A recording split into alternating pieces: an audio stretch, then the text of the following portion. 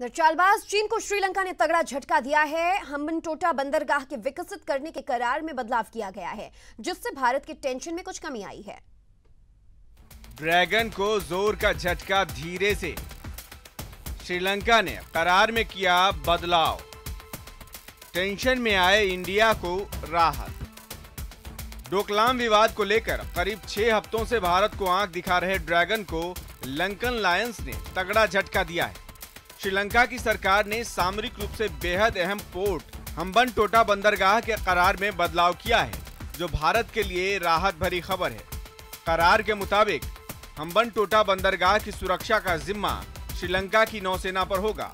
यही नहीं, श्रीलंका सरकार ने चीन को बेस बनाने की अनुमति देने से भी इनकार कर दिया है।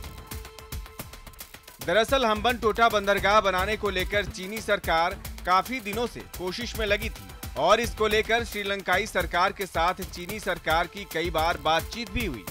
शुरू में श्रीलंकाई सरकार इस पर सहमत भी हो गई थी, लेकिन स्थानीय लोगों के विरोध की वजह से सरकार बैक फुट पर आ गई और फिर काफी इफ एंड बट के बाद विक्रमसिंघे सरकार ने हम्बनटोटा पोर्ट को लेकर चीन से समझौता किया है।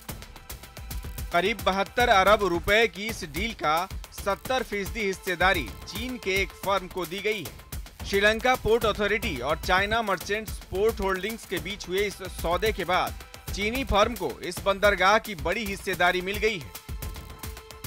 विक्रमसिंघे सरकार के इस फैसले से भारत टेंशन में है, क्योंकि भारत का दक्षिणी क्षेत्र समुद्र के रास्ते श्रीलंका से जुड़ा हुआ है।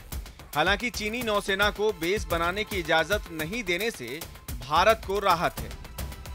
आइए आपको बताते हैं कि हम्बनटोटा पोर्ट के पीछे ड्रैगन की क्या रणनीति है। हिंद महासागर में भारत के प्रसार को रोकने के लिए चीन मोतियों की माला यानी स्ट्रिंग ऑफ पर्ल्स की नीति अपना रहा है और इसके तहत वो भारत के पड़ोसी मुल्कों में बंदरगाह बना रहा है। इसी महत्वाकांक्षी योजना के तहत म्यांमार के सितबे बंदरगाह, बांग्लादेश के चटगांव बंदरगाह, मालदीव के मराओ द्वीपीय बंदरगाह, पाकिस्तान के ग्वादर बंदरगाह और श्रीलंका के हम्बनटोटा बंदरगाह को विकसित कर रहा है। Bureau report, ETV news.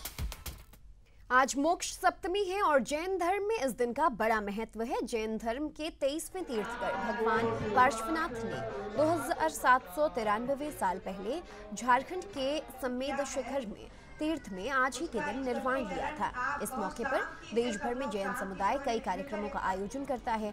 Mumbai के जैनम हॉल में भारत गौरव साध्वी गणिनी प्रमुख श्री ज्ञानमती माताजी ने के सानिध्य में एक बड़े कार्यक्रम का आयोजन किया गया, जिसमें निर्वाण लाडू, रथ यात्रा समेत कई कार्यक्रमों का आयोजन किया गया। इस मौके पर समेत शिखर की प्रतिमूर्ति तैयार की गई और 23 किलो का लाडू स्वर्ण भद्र भेंट किया गया। इन प्रोग्राम्स में जैन समाज के लोगों के अलावा संस्थान के अध्यक्ष केसी जैन, महामंत्री तरुण जी काला और राकेश जैन मौजूद रहे।